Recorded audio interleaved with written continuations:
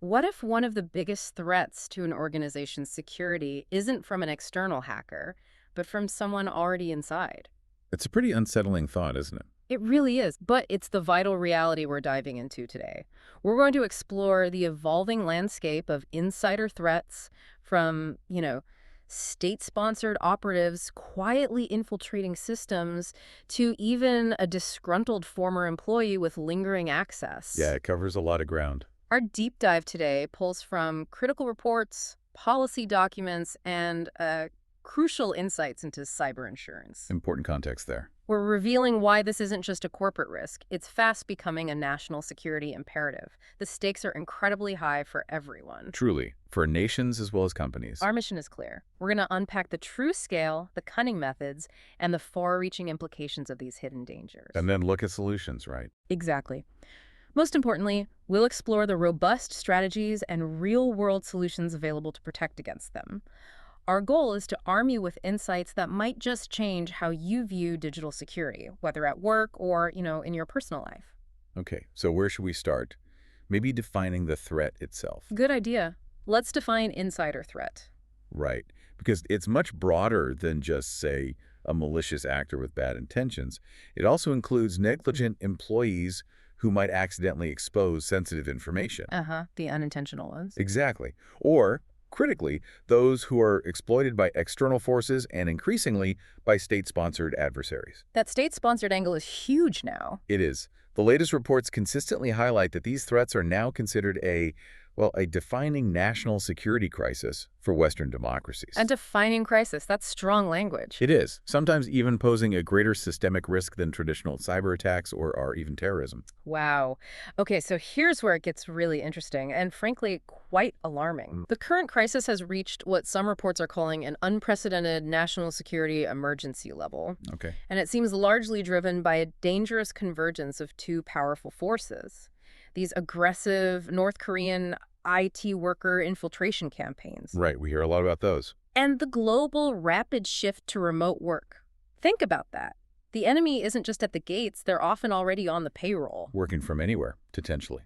And the impact of this convergence is chilling. The numbers really do paint a grim picture. Tell us about the numbers. Well, North Korean operatives are funneling over $300 million annually back to Pyongyang's weapons programs. 300 million, just from IT work. From salaries they earn working, often quite legitimately it seems, for unsuspecting companies, plus data extortion on the side. And actual sabotage, too. Oh yes, we've seen documented cases of these operatives installing backdoors in military contractor systems, even stealing highly sensitive AI source code. AI source code, that's critical IP. Absolutely. And in one particularly egregious case, a single operative managed to divert $2.3 million in salary alone, directly financing illicit programs. Just one person, 2.3 million? That's staggering. What about the scale? How widespread is this? The scale is, well, it's truly staggering. Mandiant has identified North Korean IT workers in dozens of Fortune 100 companies. Dozens of the top 100. And hundreds of Fortune 500 organizations. CrowdStrike, in just the first quarter of 2025, uncovered over 90 such operatives. Just in one quarter. Yeah. And Charles Carmichael from Google Cloud's Mandiant claims that nearly every Fortune 500 CISO, that's the Chief Information Security Officer, has admitted to unknowingly hiring at least one North Korean IT worker. Some companies found a dozen, or even, a few dozen. Nearly every Fortune 500 CISO. That implies it's almost everywhere at the top level. It suggests a pervasive problem. So why are these insiders so incredibly dangerous, perhaps even more so than an external hacker? Right, what makes them so effective? Because they effectively bypass your perimeter defenses, your firewalls, your intrusion detection. So the usual defenses don't work. Reports show that a shocking 92% of insider attacks circumvent those traditional systems. It means your external defenses, which you invest so much in, are often irrelevant when the threat is already inside. 92% bypass. Wow. They also have an incredibly long dwell time. The average for an insider threat is 11 months inside the network before detection. 11 months? Compared to what for external? Compared to just about 3 days for an external breach. Much, much longer to do damage. Okay, that's a huge difference. And perhaps most critically, they possess plausible deniability. They're using legitimate credentials, a valid login. So it looks like normal activity. Exactly. which makes forensic attribution incredibly difficult. Who did what? Was it the real employee or the operative using their access? Okay, let's unpack this connection to remote work. How did that rapid shift create such a huge vulnerability? It acted as a force multiplier, you said. It really did. Mhm. It's a stark contrast to how things used to be, in a traditional office. Right. Physical security, badges. You had physical access controls, on-premises network monitoring, in-person identity verification. You could literally see who was coming and So the going. person at the desk. But in the remote environment, those critical defensive layers have largely vanished, or at least weakened significantly. How so? We're talking about devices being shipped to laptop farms, essentially. Houses full of computers operated by multiple foreign nationals posing as one employee. Laptop farms. Okay, that sounds bad. A reliance on often consumer-grade VPNs for network access, not properly secured enterprise ones. And the frightening rise of AI-generated deepfakes being used in job interviews. Deepfakes in interviews to pretend to be someone else? Precisely. To create synthetic identities that appear perfectly legitimate on video calls. That's deeply concerning. Is there data backing this up, the remote work risk? Oh, definitely. The data truly underscores just how much remote work has exacerbated these vulnerabilities. Studies show that 78% of companies that experienced a breach allowed full remote access to sensitive systems. 78%. And in the rush to fill urgent IT staffing gaps, maybe during the pandemic or afterwards, 62% of companies admitted they reduced their vetting rigor. Lowered their hiring standards for speed? Effectively, yes. Yeah. And this opened the door wide for sophisticated adversaries to just walk right in. Can you give us some concrete examples, case studies? Yeah, let's look at some specific compelling cases that paint a vivid picture. In 2024, a North Korean operative was hired as a senior developer at a major defense contractor. Defense contractor. Sensitive work. Highly sensitive. For 14 months, this individual had undetected access to classified missile guidance systems 14 months accessing missile guidance. and planted persistent backdoors for future access, even after they left. Good grief. Okay, else. Then, in 2025, there was a critical infrastructure penetration incident. Contractors for a Western power grid operator were hired through a third-party agency. A third-party recruiter. Yes, this led to the exfiltration of operational technology, or OT, network maps. OT networks. That's the control systems for physical infrastructure, right? Exactly. The detailed blueprints of how industrial control systems operate. And worse, the planting of dormant logic bombs within the grid's control systems. Logic bombs, waiting to go off. Potentially. It's a terrifying thought. An adversary capable of shutting down or compromising a nation's power grid from the inside.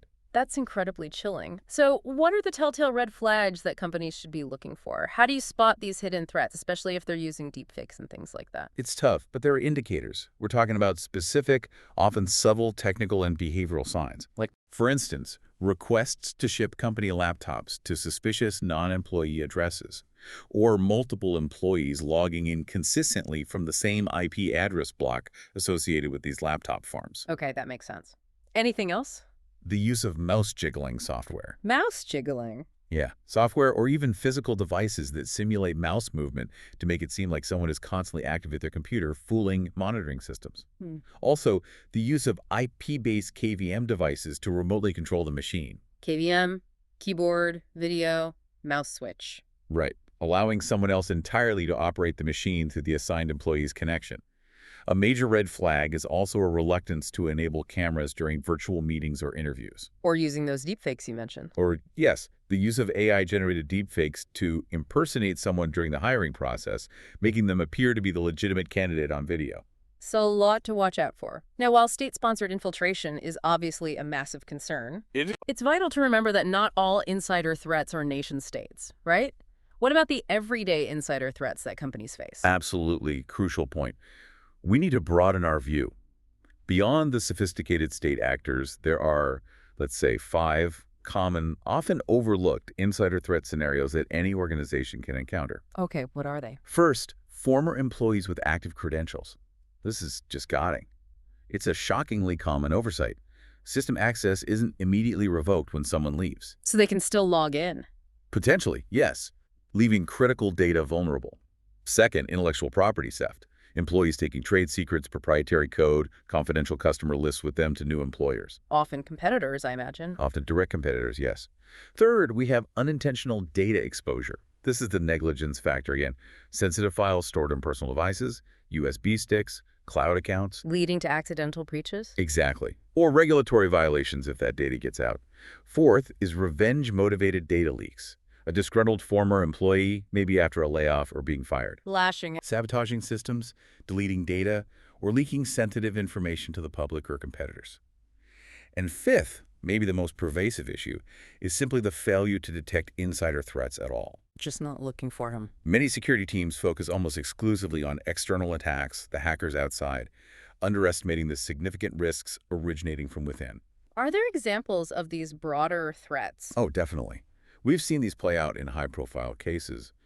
In the Rippling versus Deal lawsuit, for instance, there were allegations of an insider extracting sensitive business data. Right, I remember that. Tesla faced an insider data breach where two former employees reportedly leaked over 75,000 employee records, personal information. 75,000. And even major financial institutions, names like JP Morgan Chase, Bank of America, Citigroup, they've been affected by reports of bank employees selling client data to fraudsters. Employees selling customer data. Yes.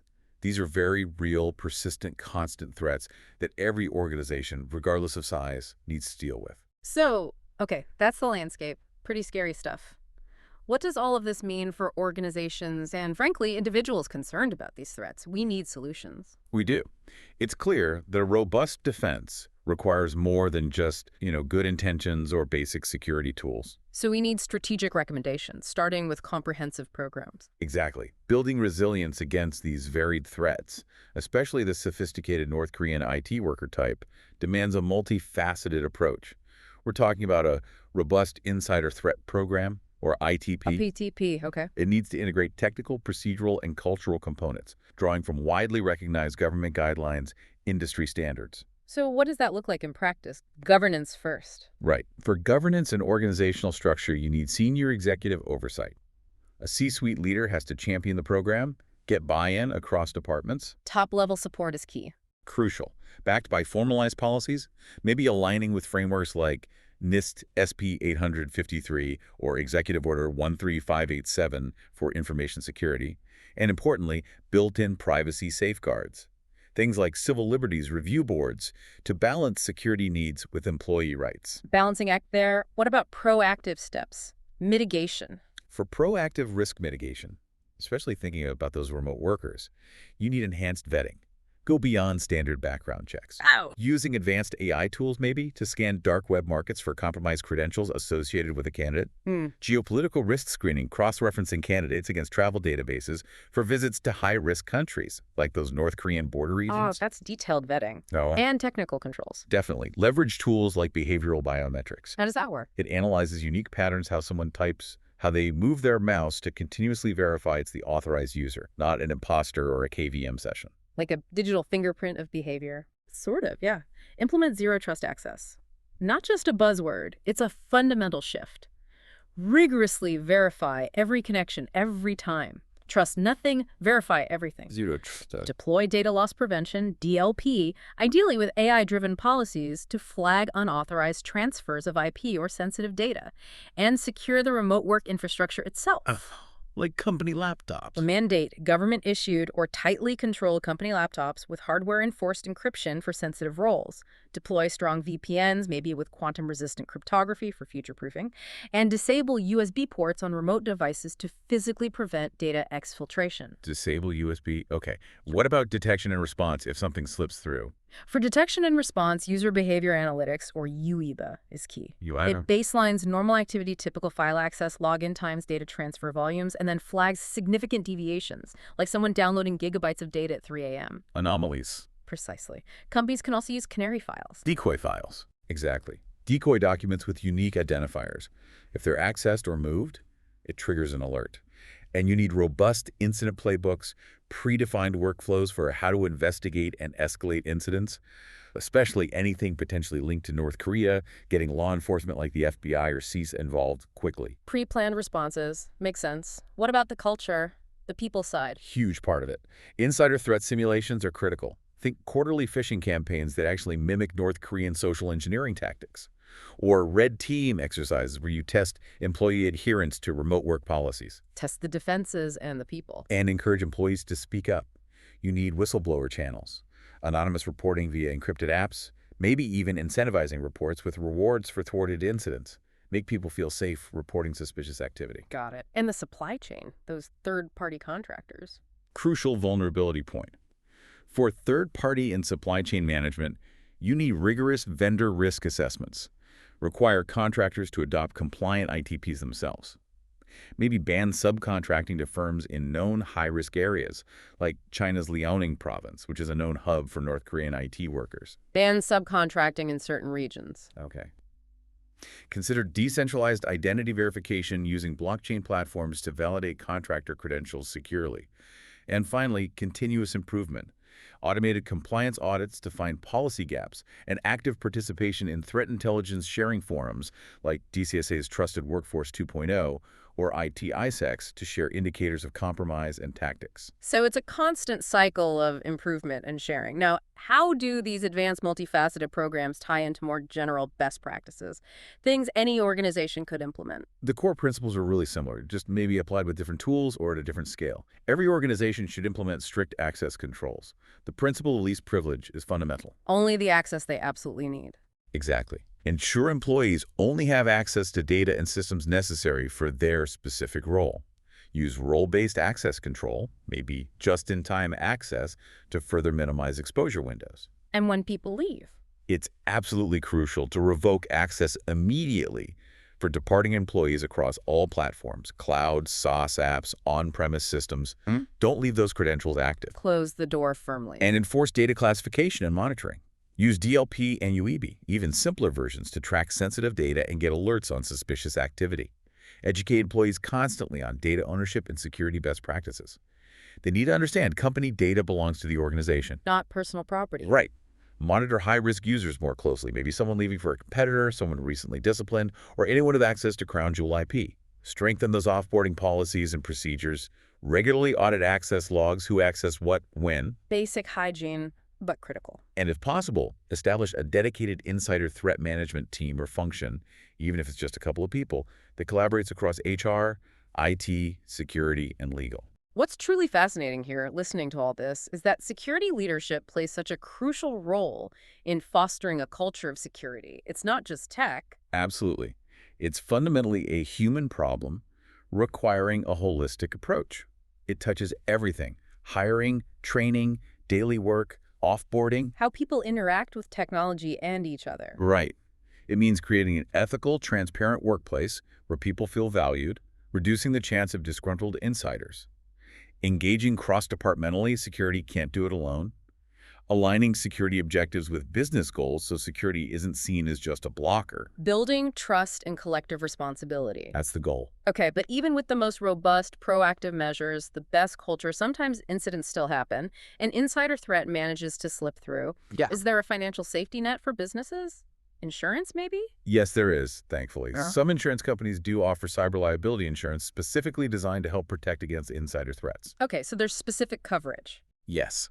These policies can be a crucial safety net for organizations facing the potentially huge costs after an incident. What kinds of things do these policies cover? Well, they're often quite comprehensive.